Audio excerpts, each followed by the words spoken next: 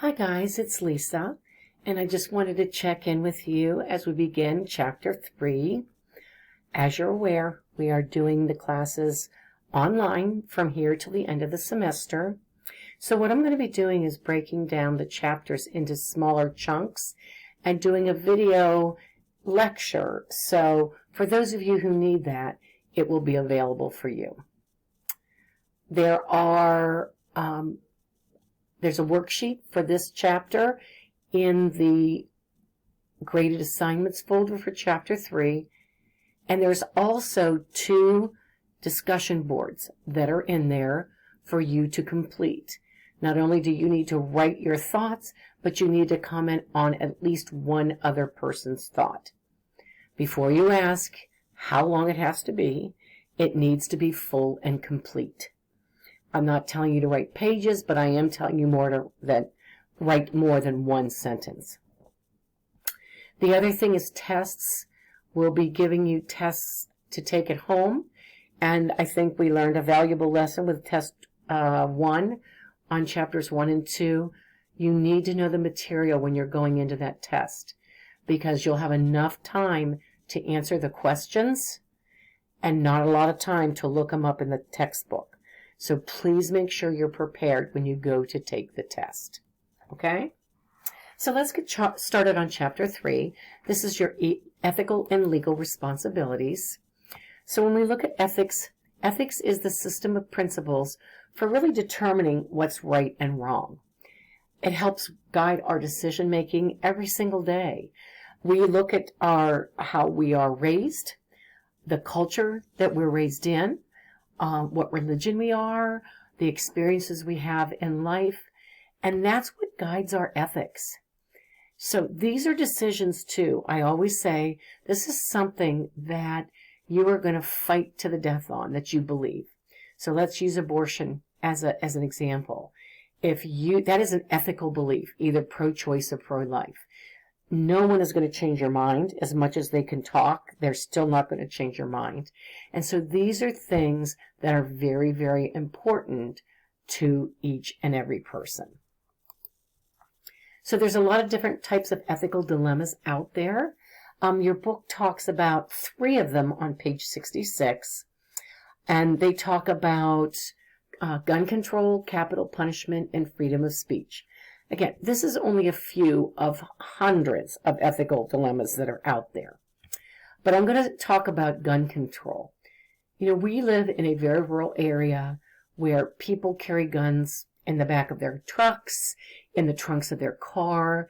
We hunt.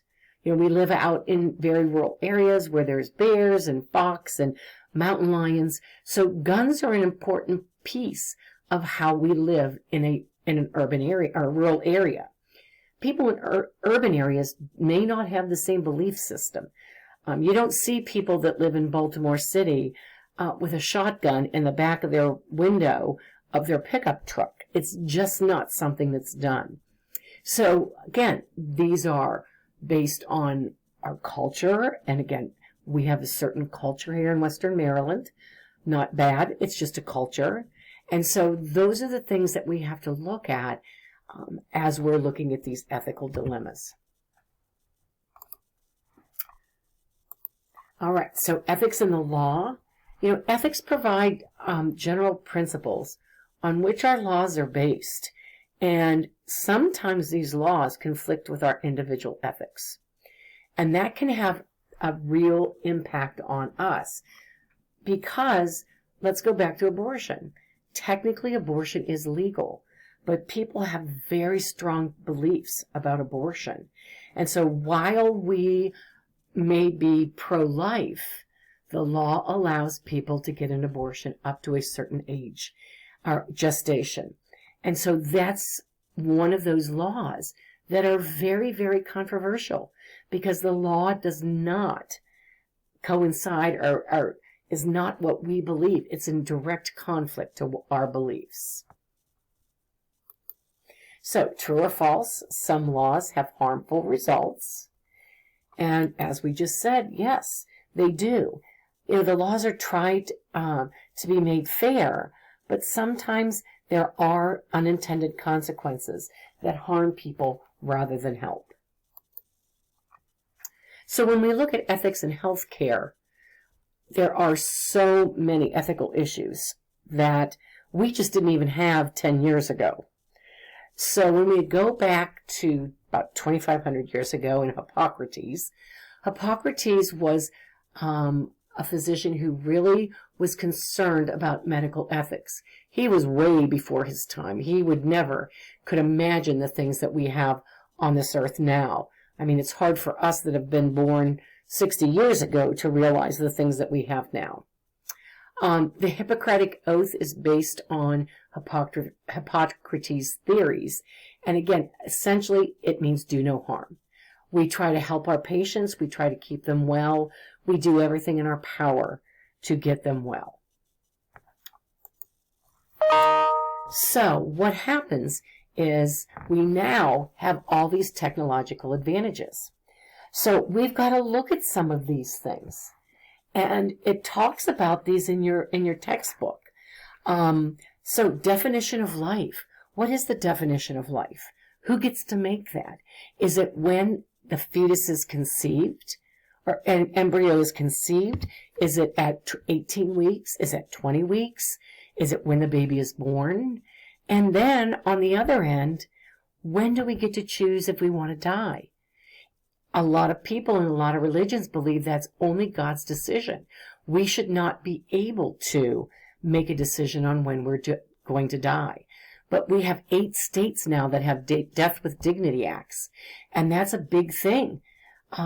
People who have cancer or maybe ALS or some other fatal disease, they want to be able to determine when they want to die so they don't have to make their family go through it. They don't have to go through horrific pain and suffering.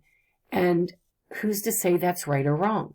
Again, this is very, very personal to people when we look at the decisions they make. Expensive care.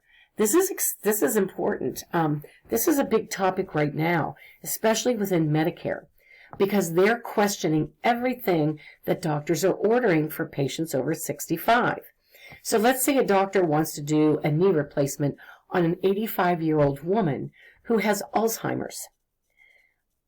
Medicare is going to go, wait a cotton pick a minute. We're going to spend $30,000 plus on this patient who is never going to get any type of quality of life and extension of life with this knee replacement. So why would we go to the cost of paying for this if they're not going to get any benefit out of it? And we're starting to see things questioned more and more. Birth control is another area.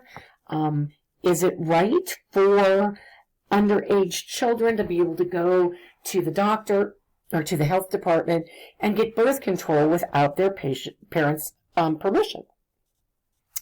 Is it okay for them to get an abortion without their parents' permission?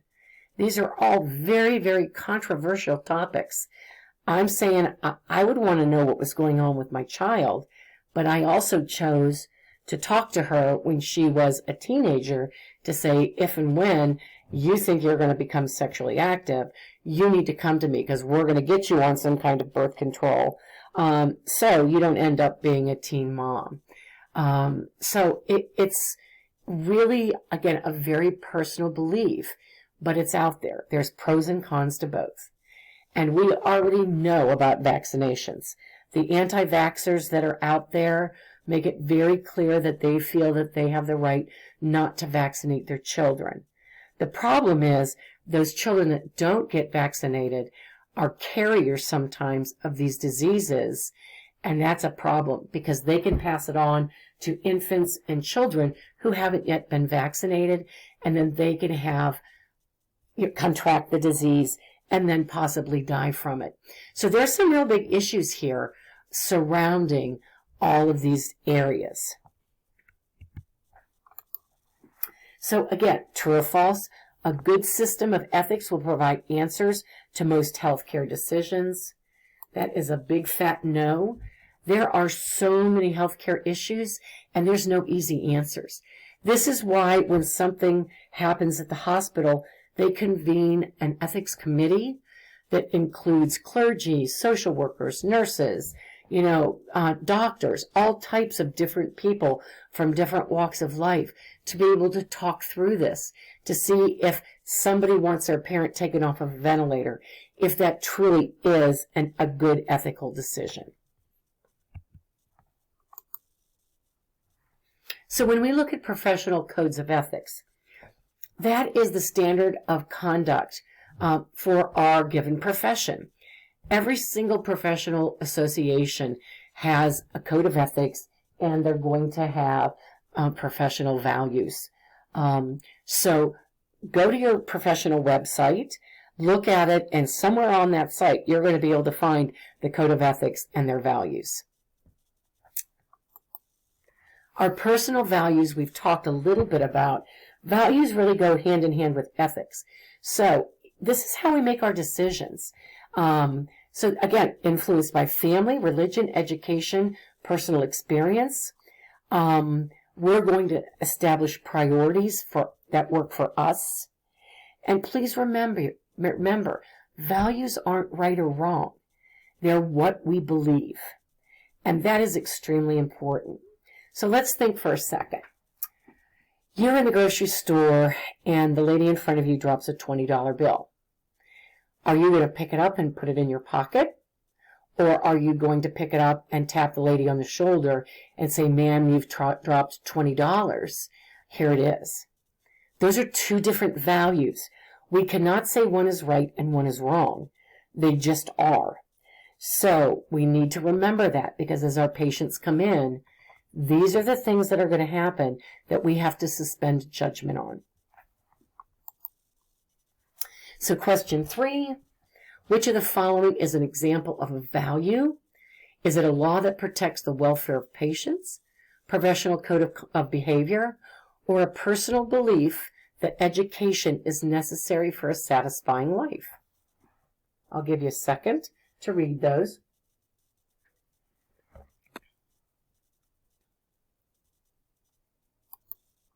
Hopefully you picked personal belief that education is necessary for a satisfying life. That doesn't mean you agree with it. That's just a value that someone may have.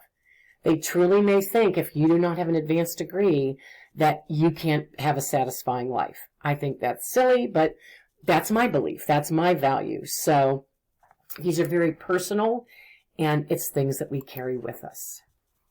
All right, that is it for Chapter 3, Part 1. Hang tight, and I know you'll be excited because Chapter 3, Part 2 is coming up.